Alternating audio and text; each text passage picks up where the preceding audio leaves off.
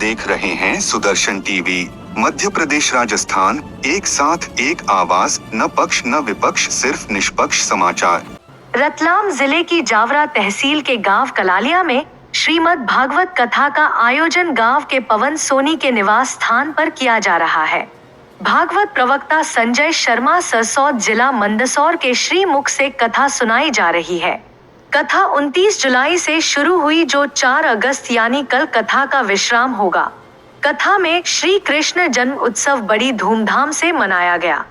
भगवान श्री कृष्ण के रूप में, साक्षात नन्हे बालक के रूप में भगवान श्री कृष्ण जी का जन्म हुआ। कथा में सभी श्रोताओं ने नन्हे भगवान श्री कृष्ण जी के दर्शन किए।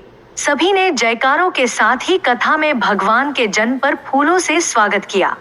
कथा प्रवक्ता शर्मा ने कथा के दौरान बताया कि द्वापर युग में भाद्रपद कृष्ण अष्टमी तिथि की आधी रात को मथुरा के कारागार में वासुदेव की पत्नी देवकी के गर्भ से भगवान श्री कृष्ण ने जन्म लिया था। श्री कृष्ण ने बुधवार को रोहिणी नक्षत्र में जन्म लिया था। अष्टमी तिथि को रात्रिकाल अवतार लेने का प्रमुख कारण उनका चंद्रवंशी होना बताया जाता है। श्री कृष्ण चंद्रवंशी, चंद्रदेव उनके पूर्वज और बुध चंद्रमा के पुत्र हैं। इसी कारण चंद्रवंश में पुत्रवत जन्म लेने के लिए कृष्ण ने बुधवार का दिन चुना। भगवान कृष्ण ने माता देवकी के 8वें संतान के रूप में जन्म लिया था। कृष्ण जी का जन्म मथुरा में मामा कंस के कारागार में हुआ था। माता देवकी राजा कंस की बहन थी, इसीलिए भाद्रपद कृष्ण अष्टमी तिथि को भगवान श्री कृष्ण का जन्मोत्सव मनाया जाता है। कंस को सत्ता का लालच था। उसने अपने पिता राजा उग्रसेन की राजगद्दी छीनकर उन्हें जेल में बंद कर दिया था और स्वयं को मथुरा का राजा घोषित कर दिया था। राजा कंस अपनी बहन देवकी से बहुत प्रेम करता था। उन्होंने अपनी बहन का विवाह वासुदेव से कराया था, लेकिन जब वह देवकी को विदा कर रहा था, तभी एक आकाशवाणी हुई कि देवकी का 8वां पुत्र कंस की मौत का कारण बनेगा। यह सुनकर कंस डर गया। उसने तुरंत अपनी बहन और उनके पति वासुदेव को जेल में बंद कर दिया। उनके आसपास सैनिकों की कड़ी पहरेदारी लगा दी। कंस अपनी मौत के डर से देवकी और वासुदेव की 7 संतानों को मार चुका था। मास कृष्ण पक्ष की अष्टमी तिथि को रोहिणी नक्षत्र दिन बुधवार की अंधेरी रात में भगवान कृष्ण ने देवकी के 8वें संतान के रूप में जन्म लिया।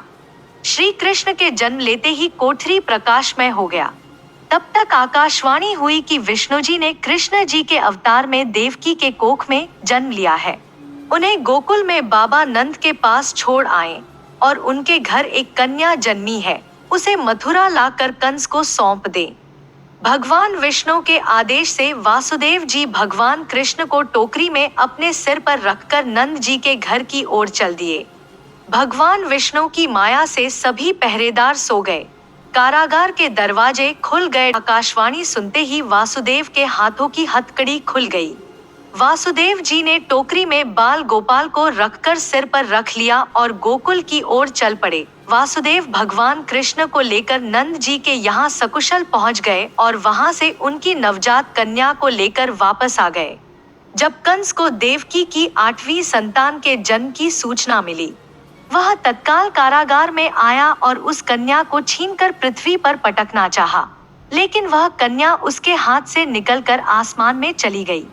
फिर कन्या ने कहा, हे मूर्ख कंस, तुझे मारने वाला जन्म ले चुका है और वह वृंदावन पहुंच गया है। वह कन्या कोई और नहीं, स्वयं योग माया थी। नंद और उनकी पत्नी माँ यशोदा ने कृष्ण जी का पालन पोषण किया। राजा कंस ने कृष्ण जी का पता लगाकर उन्हें मारने की खूब कोशिश की, लेकिन कंस की सारी कोशिशें विफल हुई और कृष्ण जी को कोई मार नहीं सका। अंत में श्री कृष्ण ने कंस का वध किया।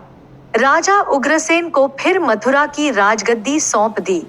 Bureau report, Sudarshan TV, Madhya Pradesh, Rajasthan.